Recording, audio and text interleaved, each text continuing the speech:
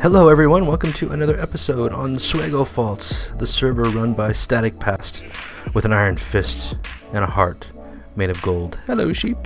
Hello Mr. Sheep. Yeah, here we are at the first hole of the golf course. I thought I would start off this episode playing the first 4 holes or so that I've got virtually done. The 4th hole, not quite so much. I haven't had time to work on this very much just recently because unfortunately, we had some server chunk corruption. Static Past, bless his heart, has been working really hard on getting that solved. He's spent the better part of 2 solid days over the last few weeks trying to rebuild some of it, and unfortunately I lost one major build that I had, which I will show you on the way back to our base, and luckily it wasn't too bad. I think some people got hit a lot harder than I did. We had a couple people who actually lost significant chunks of bases they've been working on for a long time, but that's the way it goes sometimes. But as a result, Static has been working again, like I said, really hard. He's done some scripting and a couple of other things that I think will really help the stability and long-term maintenance of it. So it's definitely been running a lot smoother lately. And so as a result, I thought I would come and see how it affected our golf course. I was having problems getting this thing to be consistent. Throwing it off of the tee box here, hitting off the tee box. And so I'm hoping that this solves it, just with a little bit better stability and whatnot. I think it will. So actually I'm going to grab another stack just in case. There we go. And yeah, let's go ahead and play the first 4 holes. Again, this is the first hole. I think we decided this was a par 3, right? Yep. Here. Yeah, par 3 right there.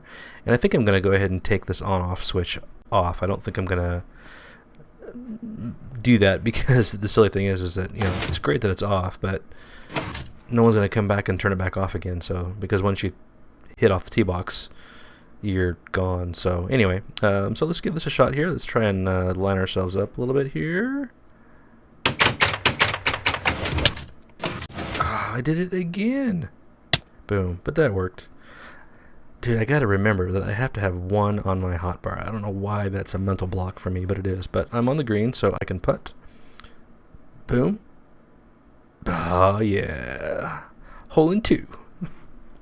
Birdie. I got a birdie in the first hole. That's good. That's me. Thank you very much. Take a little bow. Oh, and the Fee has been working on the casino as well. You can see she's got although it's from the wrong side here, because when you come through the portal, you're facing that direction. So, yeah, she's got some work on the casino. So I think what I'm going to do is rather than try and bug her. She wanted to have a bar out there in that area where we were going to build our little clubhouse. And that's cool. She said she was going to come up off the 2nd floor. Maybe we could do something off of there. That's a possibility. That might be kind of cool to bridge over there. But we could also build a little clubhouse over there. So we'll see. Maybe we'll figure that out. Okay, so here we are on hole number 2. This is a par 4 for sure. So here we go. You can see the flag down there. Ooh, that was a good drive. That was a good drive. Right down the middle. Oh, yeah. All right. Second shot. Over Mr. Chicken here. Little troublemaker. Any other animals? We hit over a sheep over there, and now we're hitting over a chicken. Why not? Boom. Oh, that was so close. Technically, I'm standing on this square, so I'd have to be standing on top of that for it to count. Let's just use some steak for our ball here. Ba-doom. Oop. I didn't do that. Boom. Steak. Done. That was a 3. That was a 3, so I got another birdie. 2 under par. Alright, here we go into the next hole. And I don't know if I've shown this one off very much. Maybe a little bit, but this is par 3. And I'm hitting over a pretty big ravine here, as you can see, and you can't see the flag when you're standing here on the tee box. And a lot of times on real golf courses, what they'll do is they'll give you like a little lookout tower. So that's what I built here. So now you can see the flag, you know where it is. And then you come back in here. We put another Titleist on our hot bar. Maybe have a quick snack from the beer cart lady. And let's see here. Looks like I need to go a little bit of an angle. Let's try that. Boom. Good one. Ooh, that's right at the hole. That's right at the hole. Oh. I'm on the green so I can putt. That's good. We'll put another one on my hot bar here. I got this one. I got this one. This is a 2. Boom. 3 under. Man, I'm on fire. If we were playing a tournament, I would be kicking some major booty. Alright, let's get up here to the fourth hole. Fourth hole, here we go. This one is going to be a par 5. Excuse me, didn't mean to do that. Are you going to go back down? Thank you very much. So we've got our first shot down there. You can see that's the little marker right there. In fact, we'll probably run right into that marker. I might try and aim to the left just a little bit so we don't hit it, but that's about the landing spot. And then we go from there, it's dog leg left, and it goes back over to the green. So technically this is just a really long par 4 is what we're going to call this. But that second shot's kind of a doozy. So we're going to try and aim just a little bit left here. Boom, that's a good shot. Oh yeah, that's good. Right over the trees. Boom. Yep, see, look at that. That's about where I would have landed. And you can see the green right over there. It's only partially filled in. I got some more I got to do on it. That's why this is only a partly done 4 holes. But here we go. This is a little longer shot. This is a little harder. We got to be a little bit more of an angle here. Let's try it. Boom. Oh. Overshot just a little bit. I must have pulled out my 6-iron instead of my 7. This is going to be a little hard because from here I can't toss it. I'm actually going to have to ender pearl. Boom. Ooh, that was pretty close. Yep, I still got a putt though. Alright, so that's 1, 2, 2 over, 3 to here. So this is for a par 4. Boom. I got it. 3 under on the first 4 holes. That's going to be awesome. So then what I think I'm going to do is I'm going to come back up in here. We'll have some stairs, come back up this side. And we have this area up here that I had built for a green at one point, but I'm going to make this a tee box. And I'm going to have this just a little short par 3. And so what I might actually do is rather than have a driver on this hole, I might require just a really long ender pearl shot to right about there. Yep, I think that's what I'm going to do. So this is a really short par 3 here. And then you can come back into the clubhouse, and then what we might do is come back around over on that side and take off back in that direction or something. But yeah, there you go. We got the first 4 holes done. 3 under par. I am the Jack Nicklaus, or I guess I'm the Roy McIlroy now. He's all the rage. Speaking of which, I think I'm going to get that AE or EA is coming out with a new Roy McIlroy Tour 2015 2016 in July, and I think I'm going to get it, and I'm going to do a Let's Play. Why not? A Let's Play with golf? You think anybody would watch that? I have no idea. Nobody ever watches the TV, so why would they watch a Let's Play? Who knows? But we'll give it a shot. Whoa. See, go in here and check out Fee's Casino. Look at this. She's got some craps tables going on. We got some, what are these? Oh, what did I just do? Anything? Nope. Okay, good. She set something on fire. Ooh, look at that. Got gold, got diamond, lapis, slot machines. That's what those guys are. So you put your quarter in and boom. And then, what is this? This must be a poker table. That's what this is. So we'll be playing some poker. Nice. What do we got over here? Paintings. Is this like a sushi bar? I don't know what the heck that is. Ooh, it looks like you need to eat some food here. Maybe I'll stop at the sushi bar. Have some food. Yeah, get over here and play blackjack. That'd be kind of fun.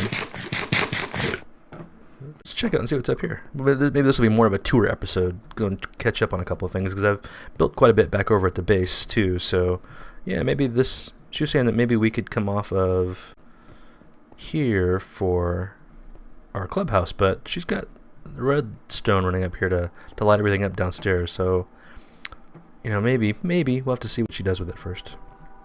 But there you go. Okay. Well, let's... Whoa, boom. Let's go ahead and head back to the base. I'm going to stop by the nether on the way and show you my unfortunate loss from the chunk corruption. And then we're going to go look at some villagers. And I've been working some on my castle at my base too. So that's what we're going to be doing today. We're going to be building at my base, working on the bottom part of my castle. So we will see you at the blaze spawner in one moment, or unfortunately the lack thereof. Ah, well.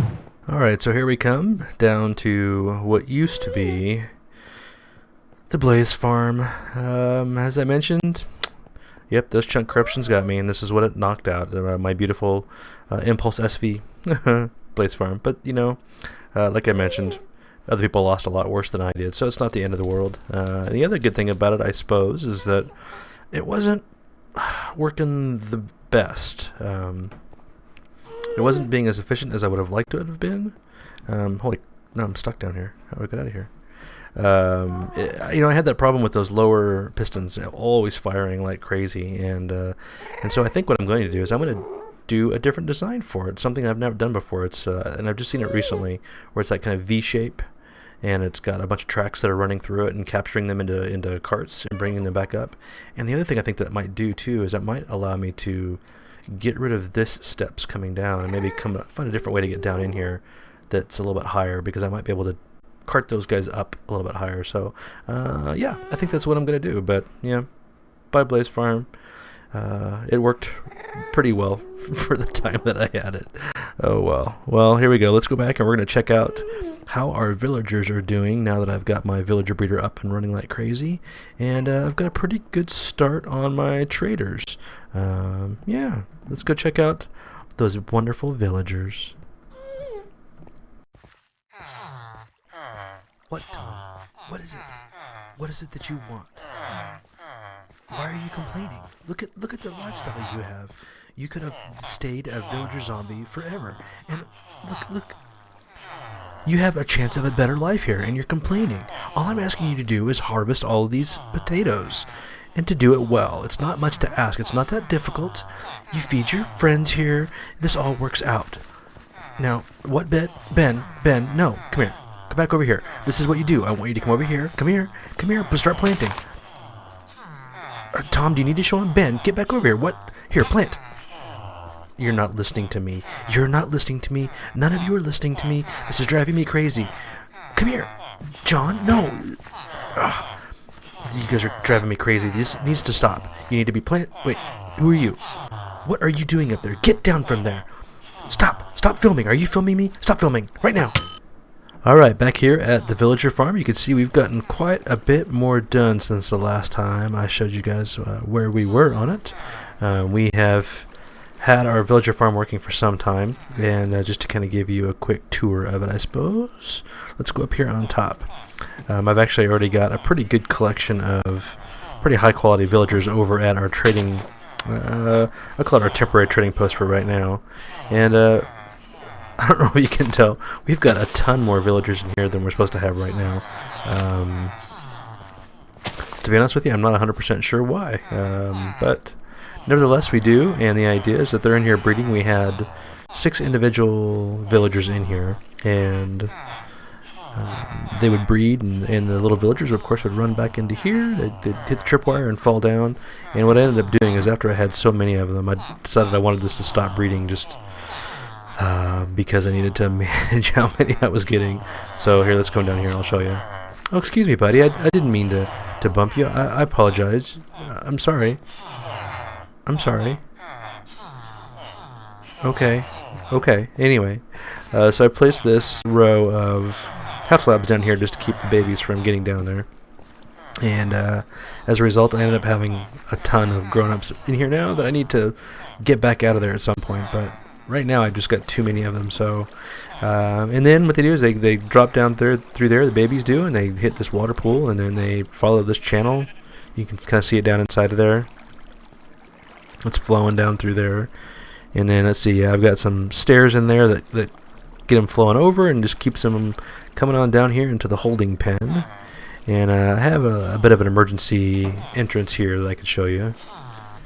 And then here's our little glass corner right here, just like I had mentioned earlier, or in the last episode. And so the idea is I don't have a cart on me, but I place a cart right there. I bump it up against it. It grabs a villager from this corner, and then they head this direction. And I wish I had a cart with me. Maybe I'll go grab one real quick while we're over here, just so I can do one with you. In fact, let's do that. Let's go ahead and go grab a cart real fast.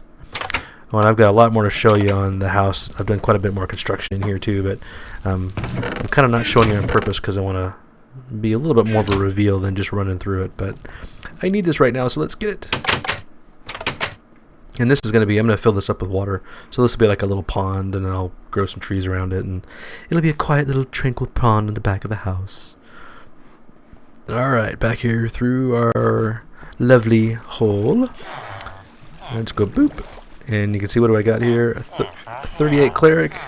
As you can see, I've already got quite a few more clerics that are better quality. They've got a 36 trade, 36 rotten flesh for an emerald, and so we'll probably go ahead and release him into the wild. We'll just go ahead and let him go be, you know, because there's no reason to do anything with them other than just let them be free and, you know, free to roam and try to, you know, survive on their own out there in the tough world. But nevertheless, for right now, let's just scooch him back here out the way a little bit. Oh, I'm off the tracks, that's why it's a little harder. Where's that coming from? Oh, he's outside anyway. Okay, so let's show you what we've got here so far. As you can see, this is really, honestly, it's very temporary. What I'm going to do is, here, I'll even show you just super fast while I'm in here. Hopefully there's no, yep, don't see any bad guys here. Are we running out of sun? Oh, we are, that's alright. We'll be inside there with the villagers for a little bit anyway. Oh, I guess I'm kind of giving it away. But here I'm working on the base of my castle. This is just the bottom part of it, and then there's going to be a terrace right here, and then it's going to shoot on up, and we'll have a couple of different towers here. We'll have one tower that kind of wraps around this big center part, and this is the beginning of that upper terrace for it. And I'll probably have another smaller tower coming up out of here. This might actually be a square one with kind of a garden on top of it, but the idea is I've got this sort of square shape on this side. I'll have this round shape that'll be the main body of the tower, and then over here where the villager trading post is going to be, I'll have another square shape to kind of match that other side. And so we'll come up and we'll have a flat top on that, maybe another terrace garden or something like that fun up on top. And then I'm going to move all these guys into the trading hall. And one of the things I realized, I was going to have it over there, but this corner right here, as you can see, represents trading hall needs to be beyond here, because I counted the number of spots from both the current farm and from the Iron Golem farm, and they needed to be, you know, this is sort of the corner right here, so they have to be back inside of this area or further back that direction for it to work. So anyway, let's get back here and take a look at what we've got. So we've got, these are all the butchers, I believe, on this side. Nope, these are leather workers. So we've got that's the best trade we can get, is a 9 leather worker, and we've got a couple of those guys. We've got a 10, you know, and hopefully he'll be able to keep up, or we might have to retire him along with the cleric somewhere. We've got some butchers with a pretty good trade. We've got a 14, which I think is the best. A couple of 15s. We got 3 36 clerics in here, so those are all pretty good. What do we got here? We got shepherd. I think there's a better wool trade, but he's the only shepherd I've found so far. We got a farmer with a pretty good trade. We have one up in, is this guy right here? Yeah, we've got one with 18 wheat. But 18, 19, both pretty good. We've got a Fletcher with 16, I think that's the best we can get. And we've got a Fisherman with 16, which I think is the best we can get. Librarian, decent librarian, a good librarian there, 24 paper. And we still have a couple of librarians left over down there I need to move up here, but in fact that's what this spot's for, is for the other 24 guy. Yeah, there we go. So we got some armors, pretty good trades, a toolsmith, a couple of toolsmiths, and all pretty good. So that's what I've been doing with those guys. I've been kind of cherry picking the best of the best, so that I could, you know, that's not gonna baby zombie get through there. I think they can, can't they? Let's go ahead and pull this up just in case. The last thing I need is a baby zombie going through there. There we go. Yeah, so there we go. We got a pretty good trading hall started. We got our villager farm that's hopefully kind of on hold for right now. I don't want to have too many coming out of there. I'm going to slow down the server. And yeah, that's nighttime, so let's go ahead and wait until daytime. And then I think what I'm going to do is I'm going to start building on this a little bit. I'm going to build up from the base. I'm going to try and get this first terrace done so you guys can see that. And maybe I'll do that through a time-lapse. That might be kind of fun to do that. So yeah, let's go ahead and go get some materials, and we're going to start building up the base a little bit. Building up the base, no trouble. Building up the base. Well, because it's raining right now, I can't really work on the castle while it's raining. It's too noisy, so I'm still going to turn all this down in post-production, actually, just to get the noise out of the way. That and my nether portal. But I wanted to show you my new and improved expanded nether portal. I just decided to do something that was a little more fun, and went and got a lot of obsidian from the end, so I could build this giant portal and put a tree inside here, and made it kind of gnarly like it is with the skelly spawner and some of the other builds we've done on the nether so far. You know, hiding some lights back up in there a little bit to brighten it up just a little bit. And then on the other side of this, once I get this done, I'll have these big steps that are going up into a big room over here, and then over here is that deep our TNT drill that build that deep hole, so that'll be over there, and this will all tie together. Pretty cool, I think. But yeah, since I couldn't do the trading hall in here, I thought let's do something a little more fun with the portal, and that's what we ended up. The idea was it's sort of, you know, they dig back into this mountain and they find this portal to the netherworld buried deep into the mountain, and they kind of chip out around it, and it's kind of gnarly. But yeah, there you go. Well, I hope the rain stops soon because I'm tired of waiting for it to. But again, I don't want to do this while it's raining, so we'll see you guys as soon as it clears up a little bit, and we'll get into our time lapse for the build on this thing. See you in a minute.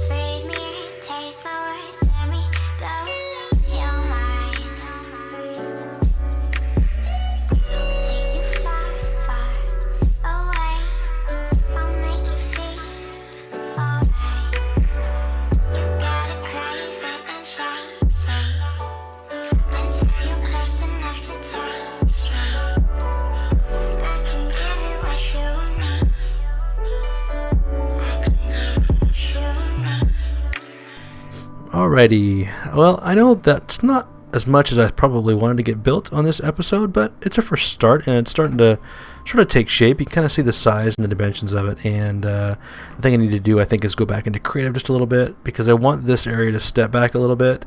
And one of the reasons I came up, and this was sort of the first major break, is you see this level right here. I want to be able to have this level going back through that mountain, and then it might step back a little bit and then go all the way up and then come back out again for the top of it. I'm not quite sure yet. I think I also want to go ahead and bring this square piece up and get that that terrace, that garden terrace built on this side, and maybe go ahead and get this one framed out just so I get a sense of how big it is. And yeah, I think I'll do that, and then maybe I'll even do that on another time lapse, or actually spend some time showing you guys how I'm building that. I think that'd be kind of fun too. But I think for right now, I'm gonna go ahead and end the episode right here. I did want to kind of give you a glimpse of the roof of the house. Can I ender pearl over there? Yeah, I can. Let's jump up on the top right here. All right, because I wanted to get over to this other side real quick and show you how it's breaking. And so yeah. So this is the front, you know, it's kind of got these peaks that are coming up, and then I wanted an eco roof up here on top, and I don't have any bone meal right now, or I'd go ahead and bone meal it. I might even throw a tree up here yet, I don't know yet. But the goal was a little bit so that when you come out and you're up in this upper terrace, or in the upper parts of the castle, you're going to look down and see this kind of green on these roofs. And again, being someone who's practices architecture for a living, I got a tremendous amount of experience on green roofs, given my background, and so I want to have it on my buildings. There's not much of it on this one because it's all peaks, but some of my other ones I'm going to have a lot of green roofs on, so it'll be a lot greener when you look down over it. But anyway, there you go. So I think I'm going to end the episode here. I want to thank you all very much for watching again, and stay tuned to the next episode. We'll build some more of our castle and maybe try and get some of that golf course done, and there you go. So leave a like, subscribe if you haven't yet. I would really appreciate it, and we will see you guys in the next episode. Bye-bye. Whoa.